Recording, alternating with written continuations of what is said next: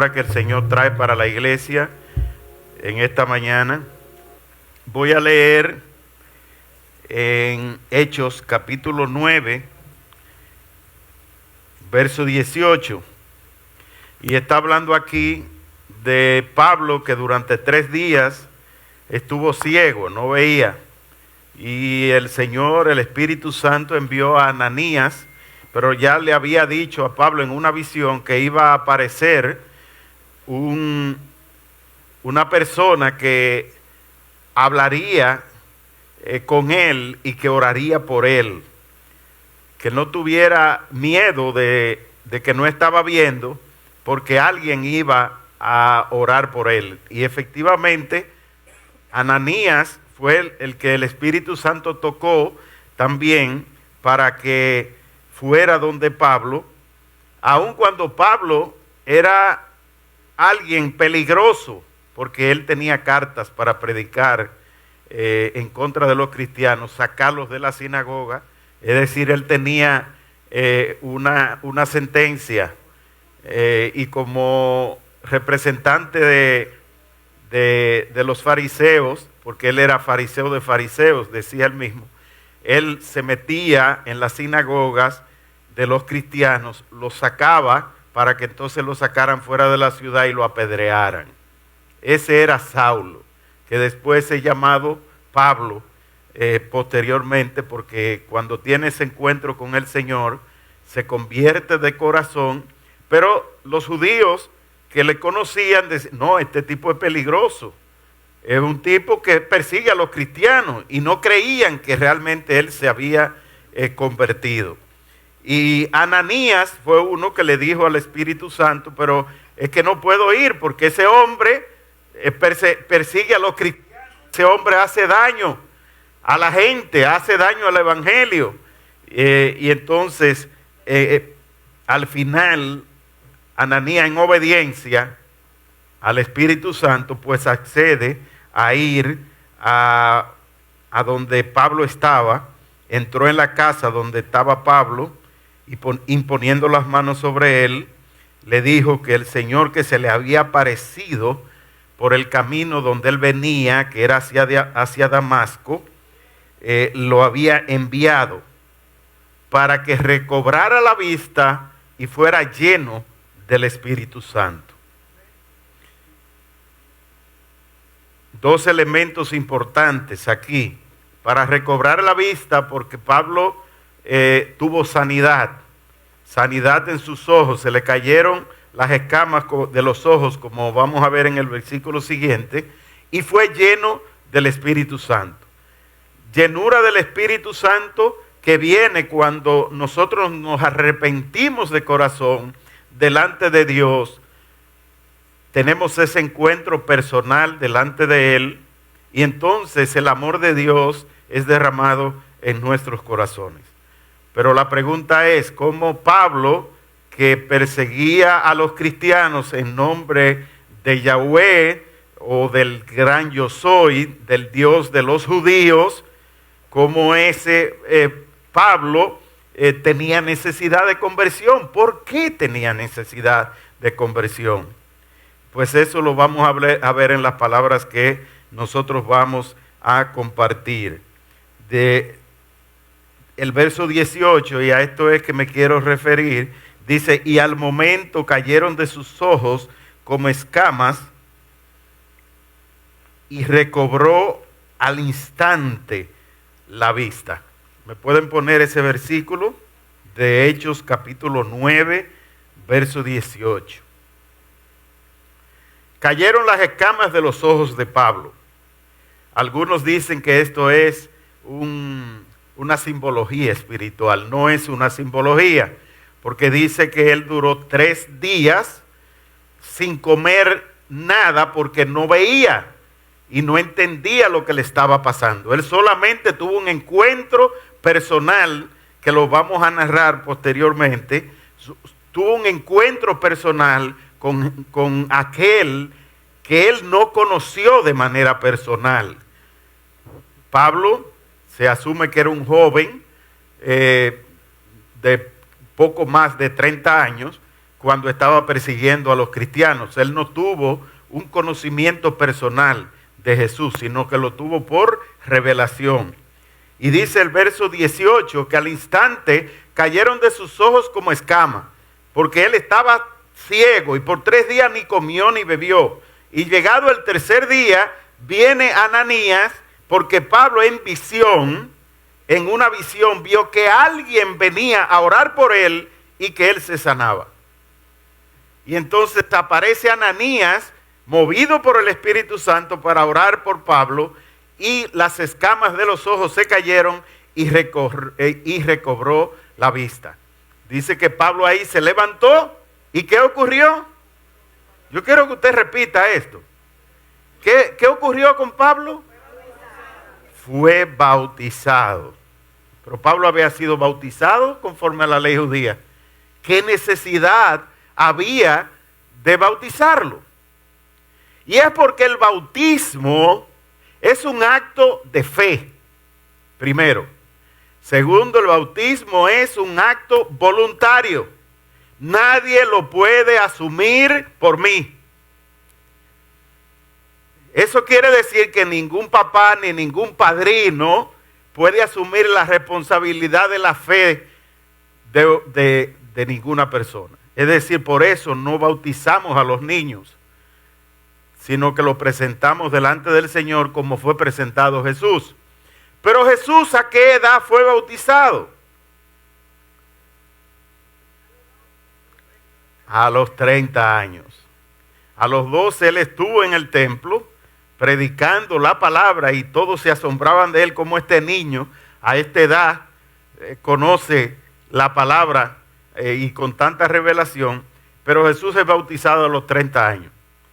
Y este punto del bautismo de Pablo, que es un segundo bautismo, es porque muchos de nosotros recibimos un bautismo que nos fue impuesto. Ninguno de nosotros decidió. No fue una decisión voluntaria ni personal, sino que otro lo hizo por nosotros. Pero es necesario nacer del agua y del Espíritu para poder entrar en el reino. Nosotros tenemos un bautismo el 15 de septiembre, domingo.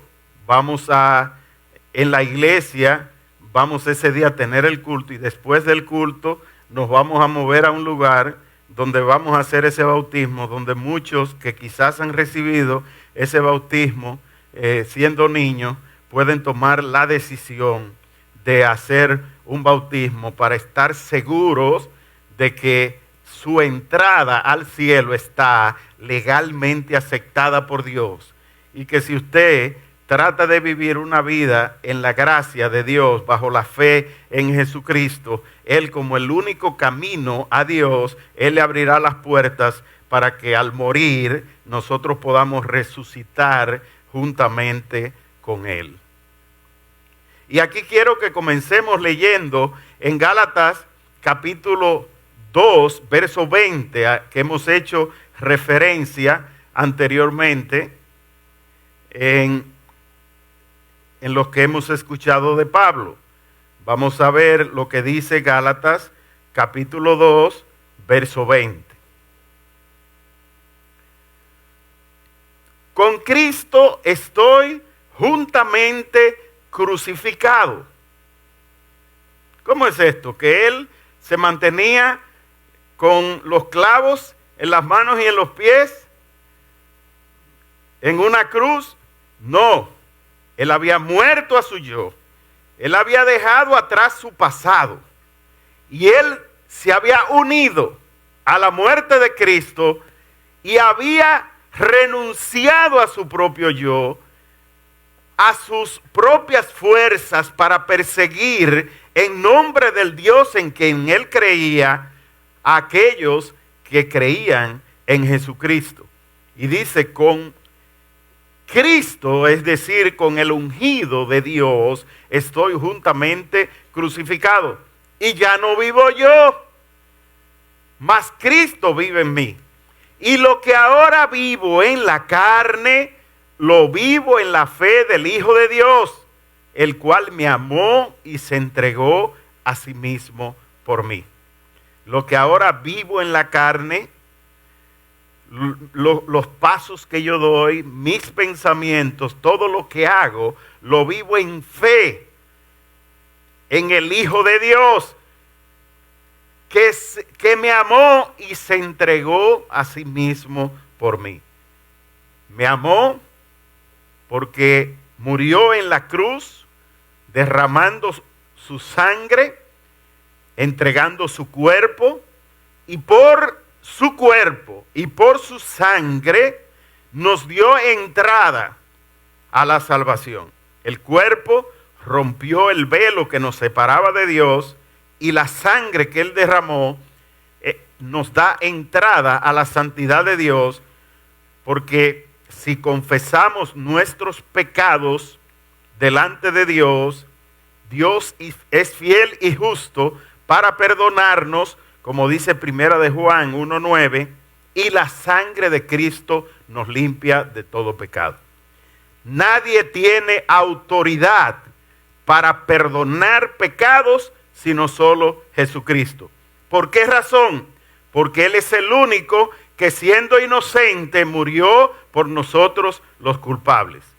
Él es el único que entregó su vida en sacrificio por nosotros. Él es el único que, siendo Dios, no se aferró a su condición de Dios, sino que se hizo hombre, uno igual a nosotros, menos en el pecado, y por su obediencia se humilló hasta el extremo, obedeció hasta la muerte, la peor de todas las muertes, muerte de cruz, y ese Jesús hoy reina sobre todo principado y sobre toda potestad y sobre todo nombre que se nombra, para que delante de Él todas rodillas se doblen en el cielo, en la tierra y debajo de la tierra, y que todo aquel que lo conozca confiese que Él es el Señor, que Jesucristo es el Señor, para la gloria de Dios Padre. Dale un aplauso al Señor.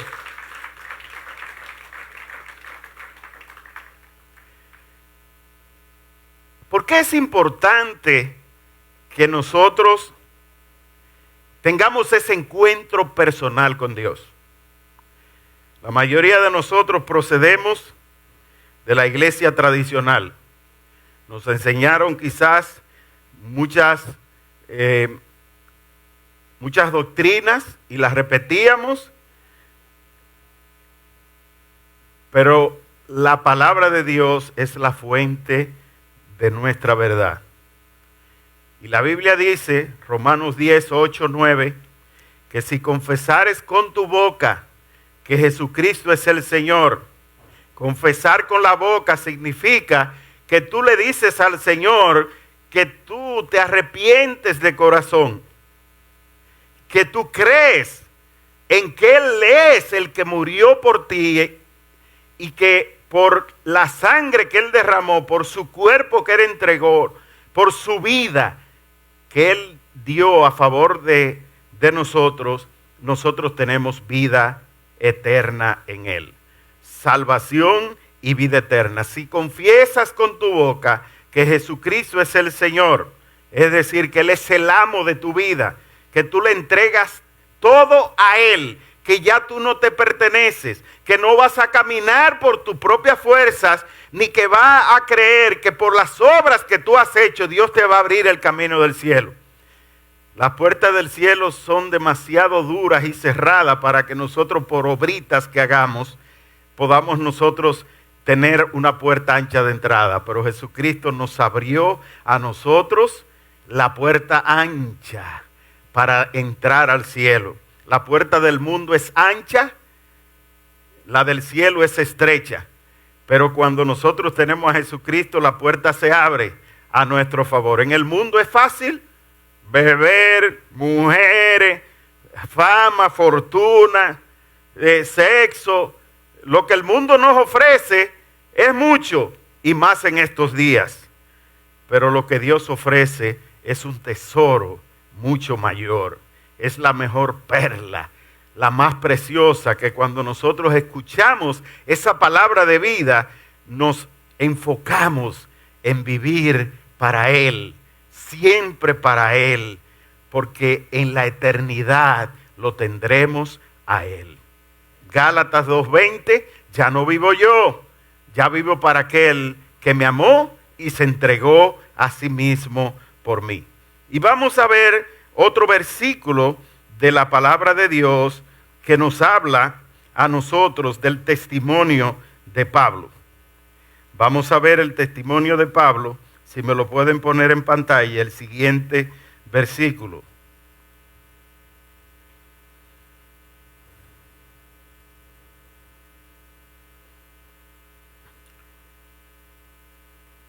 No desecho la gracia de Dios, pues si por la ley viniera la justicia, entonces en vano murió Cristo.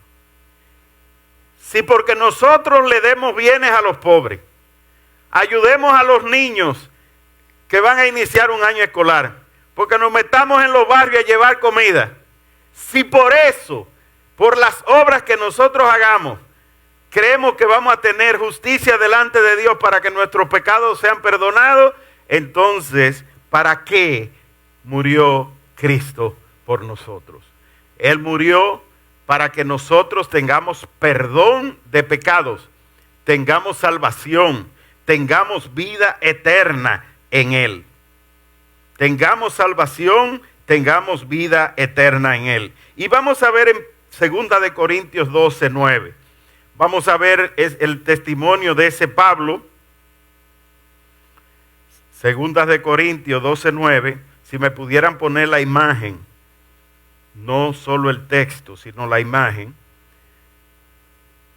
Bien, 2 de Corintios 12:9 dice, y me has dicho, bástate mi gracia, porque mi poder se perfecciona en la debilidad.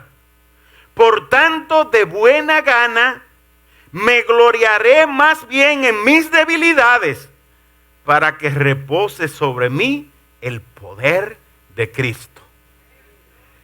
Wow, tremendas palabras de Pablo. Porque Pablo le pedía al Señor, Señor, líbrame de este aguijón que tengo en la carne. Y él mismo dice, él da testimonio, que 3 veces llorando, clamando, gimiéndole al Señor, le había pedido, Señor, quítalo de mí. Pero Pablo había tenido muchas revelaciones, había tenido un encuentro personal con Jesucristo. Él podía decir, yo soy un hombre de revelación. Yo no necesito que Ananías venga y hable conmigo. Yo no necesito que nadie ore por mí. Yo no necesito que Pedro me disipule. Yo no necesito congregarme. ¿Por qué tengo que ir a la iglesia de Antioquía y congregarme por un año? ¿Por qué tengo yo que después fundar iglesia? Eso yo lo puedo dejar a otro. Yo tengo demasiada revelación para ser un escritor y que todos sigan mis palabras. No, Pablo se humilló delante del Señor y reconoció su debilidad. Y en su debilidad le dijo al Señor, Señor, quita de mí este aguijón que no me deja tranquilo. ¿Cuál era el aguijón de Pablo? No lo sabemos. Hay mucha hermenéutica sobre esto. Pero ahora yo sí le puedo decir a cada uno de nosotros que esas palabras que fueron mencionadas al hablar de Pablo, de lo que es el hedonismo,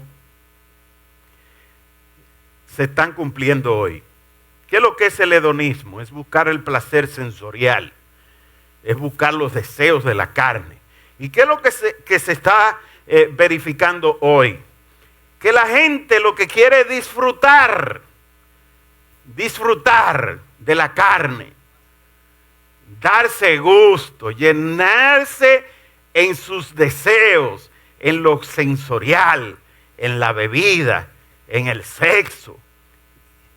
Y lo que fue en el siglo XX el mayor de los males, que lo era el ateísmo vestido de comunismo y socialismo, ahora en el siglo XXI es hedonismo vestido de derechos, vestido de libertad, vestido de garantía de de los derechos personales.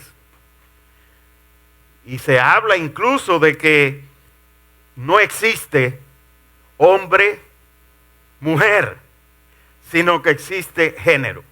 Y de ahí viene lo que se llama ideología de género. Y ya han identificado más de 13 géneros.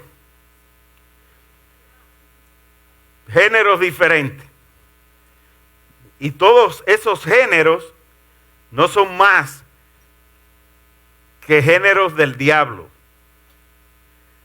Son no más que todos se han unido en una sola cosa, que es para desviar la población. Pero fíjese algo, que no es solo para desviar la población en general, es algo enfocado directamente, escúcheme bien, enfocado directamente en un objetivo. ¿Y cuál es ese objetivo? El objetivo es destruir la familia. Con el totalitarismo del siglo XX se utilizó la excusa del comunismo y del socialismo para destruir la familia. El Estado iba a suplir todas las necesidades de la familia. Y entonces se hablaba de un Estado totalitario que le garantizara salud, alimento, todo lo que la población necesitaba. Ahora, ¿qué se está haciendo en el siglo XXI? Atacando dos sectores. Escúcheme bien, atacando dos sectores. Y claro, ¿no va a ser esto una estrategia del mismo diablo? ¿A quién va a atacar? Ataca a los jóvenes y a los niños. ¿Y de dónde lo hace? Desde las escuelas. Desde las escuelas, formando a los niños, cambiándole la mentalidad. ¿Usted sabe haciendo qué? El diablo convirtiéndolo al diablo. En lugar de recibir una palabra de vida, el diablo está atacando a los niños y a los jóvenes para formarlos desde pequeños en la doctrina del diablo. El libertinaje, el sexo libre, la inmoralidad sexual, la aprobación del matrimonio del mismo sexo, la perversión sexual. Ese es el hedonismo del siglo XXI.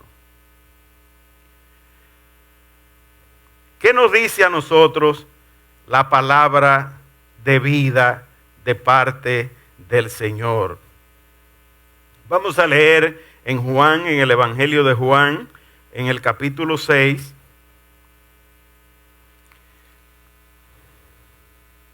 versos del 60 en adelante. Jesús está diciéndole a los discípulos: yo soy el pan vivo bajado del cielo. El que no come mi carne ni bebe mi sangre no tiene vida en mí. ¿Y a qué se refiere esa carne y beber esa sangre? No se refiere a algo literal de comerse el cuerpo de Jesús y beberse la sangre de Jesús.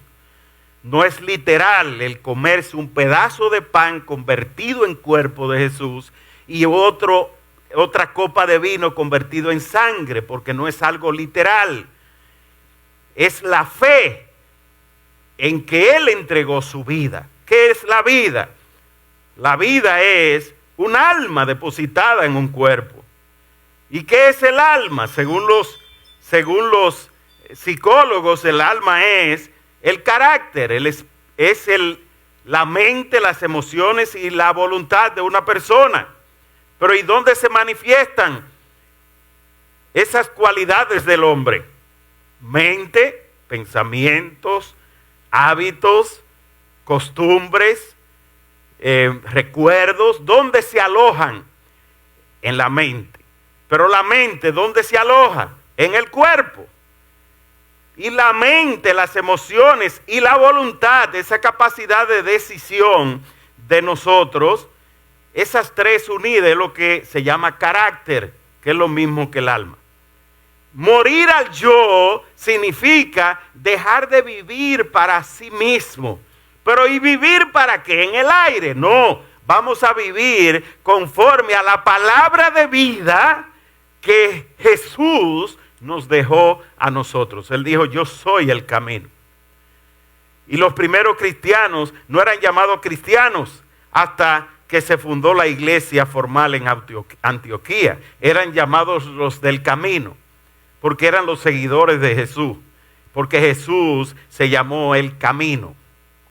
Entonces, dice en Juan 6:60, dice, al oírlas, las palabras que les he estado hablando, que Jesús le dijo a sus discípulos, que el que come de este pan vivirá eternamente, pero quien no come su cuerpo y no bebe su sangre, morirá eternamente.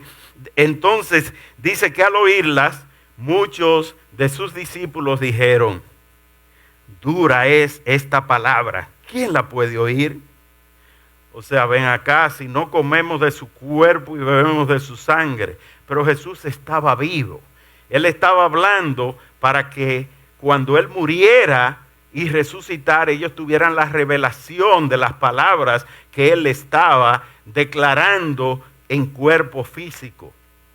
Y dice, sabiendo Jesús en sí mismo que sus discípulos murmuraban de esto, les dijo, ¿esto os ofende? Pues qué si vieseis al Hijo del Hombre subir a donde estaba primero. El Espíritu es el que da vida. Y algunos dirán, pero si el Espíritu es el que da vida, ¿cómo el alma tiene vida? Pues nosotros somos seres tripartitos. Nosotros estamos conformados de un espíritu con un alma depositados en un cuerpo. Pero ¿qué pasa con todo ser que nace? Que el espíritu que Dios puso en el primer hombre, Adán, está muerto por el pecado y necesita nacer de nuevo. Y ese espíritu que nace de nuevo es el que nos permite a nosotros entrar en la eternidad. Pero ese no es el tema de hoy. Lo que queremos es hablar de las palabras de vida. Dice que el espíritu es el que da vida. La carne no aprovecha para nada. ¿Y qué es carne? Es el alma en un cuerpo. Quiere decir que cuando usted satisface su yo, su ego, cuando usted lo que anda buscando es exaltación de su yo, que es el orgullo, la vanagloria, la soberbia, la prepotencia, que me reconozcan mi palabra, que nadie me tome en cuenta, que lo que yo digo es lo que tiene que ser. Cuando usted trata de poner su yo, sus palabras, sus criterios por encima, no de los criterios de Selenia, de Aimelé, no, cuando usted trata de poner la palabra de Dios como primero, poner a Dios como primero, cuando usted en lugar de hacer eso, de poner a Dios como primero, usted pone su vida egocéntrica como el centro de su yo. Hay gente que cree que el mundo gira alrededor de ellos. Díganme ustedes no conocen gente que piensa que el mundo gira alrededor de ellos. Y eso es una exaltación del yo. Eso es lo que se llama el alter ego. Es decir, exaltación del yo. Y la búsqueda del ego y del alter ego, que es el egoísmo y el orgullo, son las raíces del mal. Son las raíces del mal. El mal vino al mundo porque Adán se puso él primero. Y la mujer después le creyó a la serpiente, al diablo, que le dijo, eso es porque no te va a tomar en cuenta a ti, porque Dios sabe que el día que tú te busques a ti mismo y hagas la cosa por ti, tú te vas a convertir en un ser grande. Vamos a seguir leyendo. Dice el verso 63, las palabras que yo os he hablado son espíritu y son vida. Son palabras espirituales, no son para carnales. No son para gente que vive en su propio yo. No son gente que se crea que están bien con Dios porque hacen 2 o 3 cositas buenas. No son gente que se sienten que tienen un lugar privilegiado en el cielo porque no le hago mal a nadie, porque Yo a nadie le he faltado porque no he robado, porque no tengo una sentencia de 30 años, ni de 20, ni de 10. Pero tengo una sentencia peor, que es una sentencia de muerte eterna. Entonces, nosotros nos preocupamos porque yo nunca he robado, yo nunca he matado, porque no me han dado 30 ni 40, pero tenemos una sentencia eterna de muerte eterna, que solo Jesucristo, como juez justo, puede cambiarla a nuestro favor. Vamos a seguir leyendo.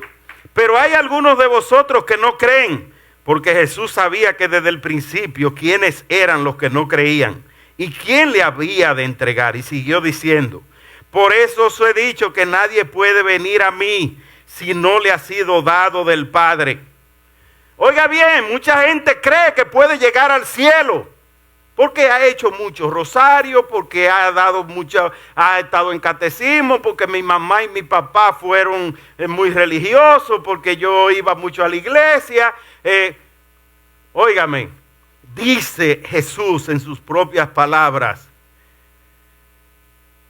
nadie puede venir a mí. Nadie puede venir a mí si no es dado del Padre. Y yo quiero decirte que hoy Dios te ha llamado a esta casa para que si tu vida está fría, si estás viviendo en apatía, en un estado de confort, tranquilo, pero estás apartado de Dios, Dios hoy te está llamando y está tocando tu corazón. Solo en Jesús hay salvación y vida eterna. Hay un solo nombre dado a los hombres por el cual podemos ser salvos: Jesucristo hombre. Verso 66. Desde entonces muchos de sus discípulos volvieron atrás y ya no andaban con él. O sea que se mandaron, salieron huyendo. No, a este yo no lo puedo seguir, pero este es demasiado exigente. El verso 67 dice: dijo entonces Jesús a los 12: ¿queréis acaso iros también vosotros? Decir, ¿ustedes no reciben esta palabra? Pues váyanse. Si alguien que hable con la autoridad de Jesús hoy le dice eso a cristianos, dice: ay, Dios mío, se fueron de la iglesia porque le habló mal el pastor, porque le dijo que tenían que vestirse mejor y esa muchacha no estaba de acuerdo. Porque le dijeron: mira, tú no puedes seguir en pecado, y no estaba de acuerdo. Porque le dijeron: ay, él no debió haberle dicho eso. Jesucristo le dijo: mire, el que no está de acuerdo con esto, que se vaya. Así de simple. Que se vaya. Y entonces vamos a ver la respuesta de ellos. Verso 68 dice: le respondió Simón Pedro: Señor, ¿a quién iremos? Tú tienes palabras de vida eterna. Señor, ¿a quién iremos? Tú tienes palabras de vida eterna. Y nosotros, verso 69, hemos creído y conocido que tú eres el Cristo, el Hijo del Dios viviente. Nosotros no creemos en un Dios de postalitas. No creemos en un Dios de libros históricos. No creemos en un Dios de pared. Nosotros creemos en un Dios vivo, en un Dios de poder, en un Dios de autoridad, en un Dios que sana hoy, que es capaz de sanar enfermedades, en un Dios que liberta hoy, un Dios que te puede sacar de la situación en la que tú estás viviendo. Nosotros creemos en un Dios que salva, que te rescata, que te saca del pozo, que te libra de la muerte. Creemos en un Dios que provee. En un Dios que provee, sí. En un Dios que provee. Pero, pastor, es que si yo trabajo, yo gano. Si yo no produzco, yo no es verdad que voy a tener dinero. Eso es correcto. Porque el hombre con el sudor de su frente tiene que mantenerse porque pecó. Tiene que fajarse. Ya Dios no va a ser el proveedor automático. Pero Él dice en su palabra, yo soy el dueño del oro y de la plata. Yo soy el dueño del oro y de la plata. Y Él nos ha dado revelación de cómo Él puede proveer por medio de su palabra. Fácil. Si siembras, cosechas. Tú siembras una semilla y tienes una gran cosecha. Él nos dijo, todo lo que el hombre sembrare, eso mismo cosechará. Quiere decir que si tú siembras habichuela, ¿qué tú cosechas? Si tú siembras arroz, ¿qué cosecha? Si tú siembras mango, ¿qué cosecha? Algo que me gusta, ¿verdad? Y si siembras aguacate, lo otro, recomendado por el doctor César para nutrición, el aguacate, la mejor de las frutas. ¡Wow! Pues tú vas a cosechar aguacate. Si siembras una semilla, se convierte en miles de semillas y de frutos. Y te lo va a ir dando Dios cada año, cada 6 meses, cada 3 meses, dependiendo del tipo de la clase de fruto. Y Él dice en su palabra, lo mismo que el hombre sembrare, eso mismo, si usted quiere dinero, ¿qué usted tiene que hacer? Sembrar dinero. Cuando usted trabaja, usted está sembrando una semilla que va a tener los frutos después. Cuando usted se entrega a un empleador que le dice que le va a dar un sueldo, usted está sembrando una semilla. Y esa semilla de trabajo que usted hace, después le va a dar un fruto, que es el salario. Pero siempre hay que sembrar para poder cosechar. Si usted quiere amor, ¿qué usted tiene que hacer? No es demandarlo. En la relación de pareja no es que nunca me escuche, es que no me tome en cuenta, es que mi criterio no tiene importancia, es que mi dinero, es que no me dice nada que me agrade. La Biblia dice, tú quieres conseguir eso, haz lo contrario. Da amor, siembra dinero, todo lo que a ti no te gusta hacer, hazlo. Y entonces Dios escuchará desde los cielos y te recompensará. Voy a terminar ya con esto. Verso 70. Dice, Jesús les respondió, ¿no os he escogido yo a vosotros los 12 y uno de vosotros es diablo? Se refería a Judas Iscariote, hijo de Simón, porque este era el que le iba a entregar, siendo uno de los 12. Y con esto solo voy a terminar. Mucha gente quiere hasta interpretar que cuando alguien en la iglesia se levanta en contra de los líderes, el que está fallando es el líder. Ay, el pastor, ¿qué será lo que hizo el pastor para que fulano se levantara en contra? Jesús no hizo nada en contra de Judas. El diablo usó a Judas para que lo traicionara. Y voy a hablar algo de lo que es el liderazgo. Usted quiere ser un líder verdadero, tiene que imitar a Jesús. Tiene que imitar a Jesús. ¿Y cómo era Jesús? Oiga, Jesús tenía un mentiroso. ¿Cuál era ese mentiroso? Pedro. Pedro, un mentiroso. Jesús tenía un incrédulo. ¿Cuál era ese incrédulo? Tomás. Jesús tenía un traicionero. Así es que yo le voy a decir, la iglesia perfecta, que fue la que fundó Jesús, sobre las 12 piedras que fueron los 12 apóstoles, tenía un mentiroso, un traicionero, un incrédulo, y eso es lo que dice la palabra, que de los otros 9 no sabemos. Pero yo le puedo asegurar que ninguno de ellos era santo. Que ninguno de ellos era santo. Y le voy a decir algo. Le voy a decir algo. Jesús escogió al mentiroso para que proclamara la verdad. Y ese mentiroso fue el que adoctrinó al que después trajo la revelación del evangelio, que fue Pablo. ¿La revelación de qué? De que es por la justicia de Jesucristo que nosotros tenemos salvación. Que no es por la tradición, que no es por nuestras propias obras, no es porque yo soy desde chiquitico, que es aquel que ha tenido un encuentro personal con Jesucristo y ha decidido dejar atrás el mundo. Los primeros cristianos, desde que se convertían, iban a sus casas y buscaban las imágenes, las esculturas de todos sus ídolos. Y lo primero que hacían era traerla a los pies